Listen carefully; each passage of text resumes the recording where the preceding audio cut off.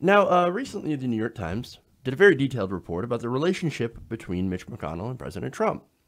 Now, it's a very strained relationship, as we found out, as they had not spoken to each other in private in weeks. Now, McConnell and the White House had tried to go, no, no, no, CC, no, that's actually not happening. We're very, very friendly. We have a united front, and our goals happen to be the same. Now, the second part, that's actually very true. They both do have similar goals. They want to cut taxes for the rich, McConnell for his donors, of course, and Trump for himself, and also do corporate deregulation. So, again, that's the stuff that they want to do. That's their priorities, right? However, they don't seem to get along because of Donald Trump's ego and the fact that there are certain Republicans that are not protecting him on Russia. Russia, he seems to be very sensitive about that whole Russian investigation. And of course, he goes after the Republicans, some Republican senators, for not protecting him enough. Okay. He thinks that they're his shield. Okay. Now, again, McConnell, he's not playing that game. And since he's not, Trump's pissed. And of course, this has major implications down the road, as I'm going to explain. But first, Trump decides to, after this whole united front statement, the day after, he goes on Twitter to attack Mitch McConnell and Paul Ryan. Now, again, this is from his Twitter. He tweets, I requested that Mitch M. and Paul R. tie the debt ceiling legislation to the popular VA bill, which just passed, for easy approval. They didn't do it, so now we have a big deal with Dems holding them up, as usual, on debt ceiling approval. Could have been so easy. Now a mess. A mess. Debt ceiling, man. It's a mess. It's a disaster. Nobody knew the debt ceiling would be so complicated. Look, I actually think that he's got a fair point about that, right? The debt limit, look, the history of the debt ceiling used to be very simple. It never had a problem getting passed through Congress.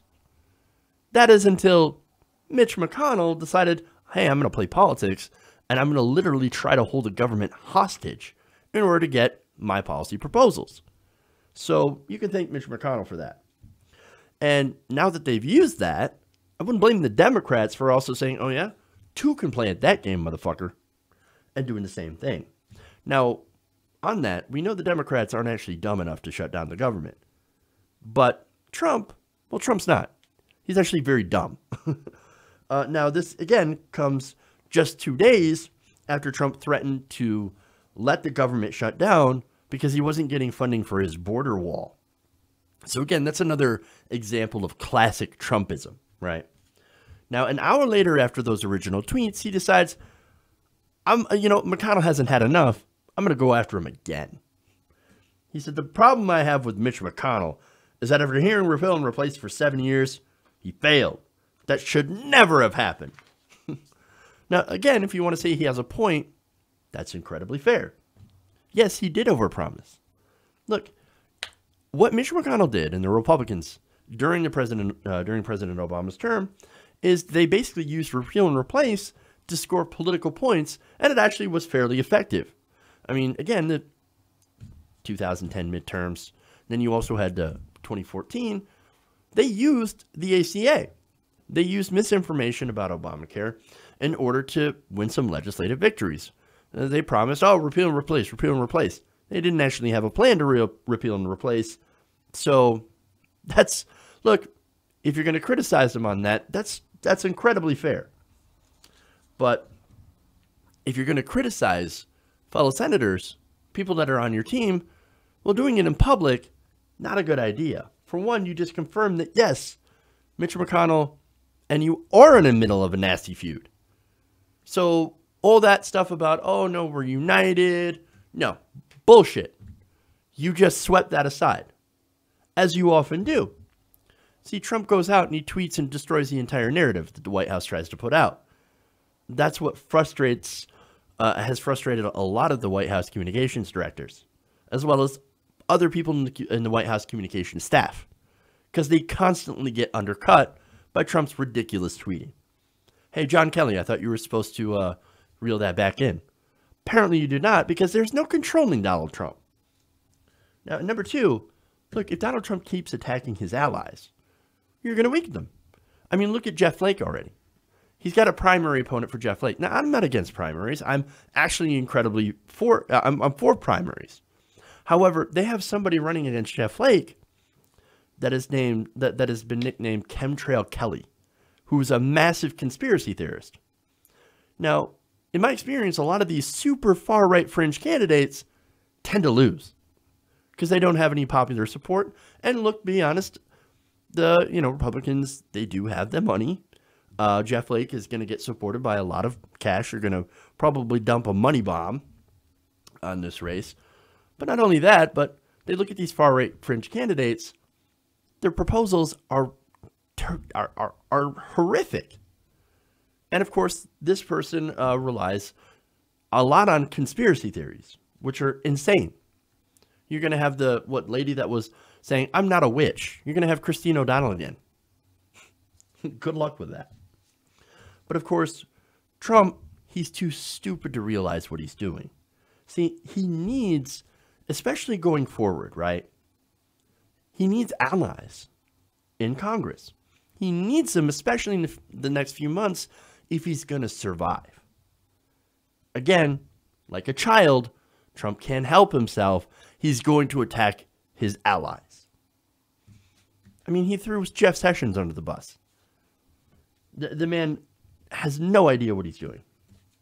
And actually that whole point about surviving in the next few months or, the next year, that's actually incredibly relevant.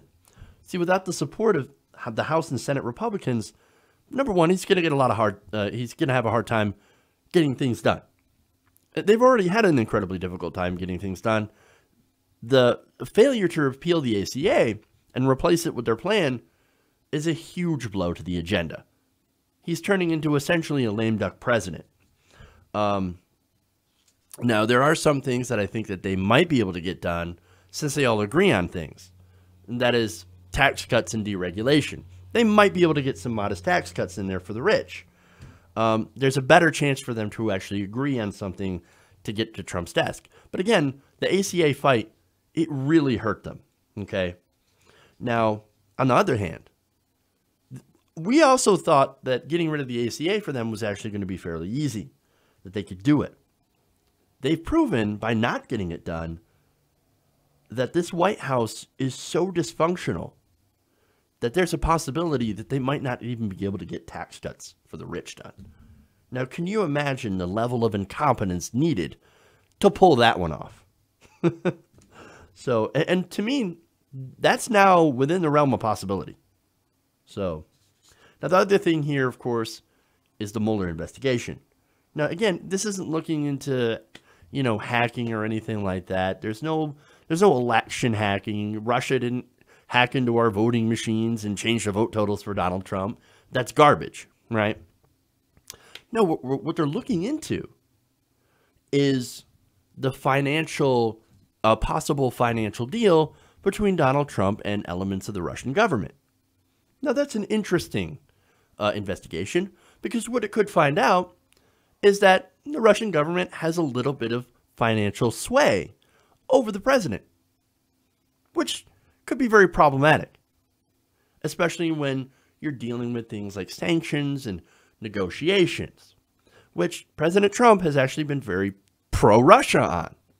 So again, that's problematic, okay? And as far as what the Russians actually did, I believe that they did propaganda against Hillary Clinton in order to help Donald Trump win in return for, I don't know. There could be something, there could be nothing. But I believe that there is some sort of financial deal. I don't think Trump's as rich as he claims. He's known as somebody who gets into a lot of debt. There are very few people that will lend to Donald Trump. But maybe some Russian oligarchs might have had a little bit of lending, right? Might have lent a little bit of money to Donald Trump, and he might have found himself in a little bit of debt. Running for president, well, that might be a way to get out of debt. Just saying. But anyway. Now, if Mueller, and how this ties in, is if Mueller comes out with a damning report showing any kind of financial deal, well then, Trump is going to need all the Republicans in Congress that he can get in order to not be removed. Meaning he needs McConnell, he needs Paul Ryan. Now the interesting thing is that while he needs McConnell and Ryan do not need him. They can bail. Why? Because they can have Vice President Mike Pence. See, Pence is one of their guys. He is a former governor. He was a former member of the House of Representatives.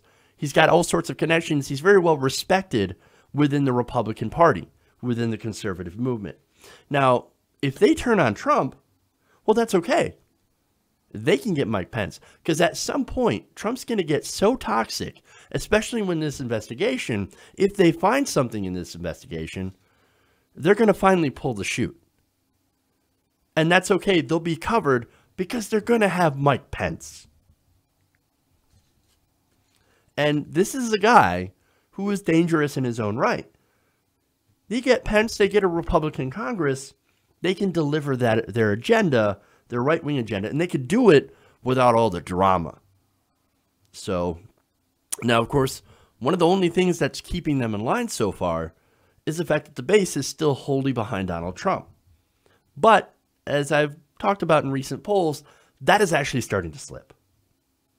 So, look, if Donald Trump keeps attacking his allies, then he's going to be in for a world of hurt.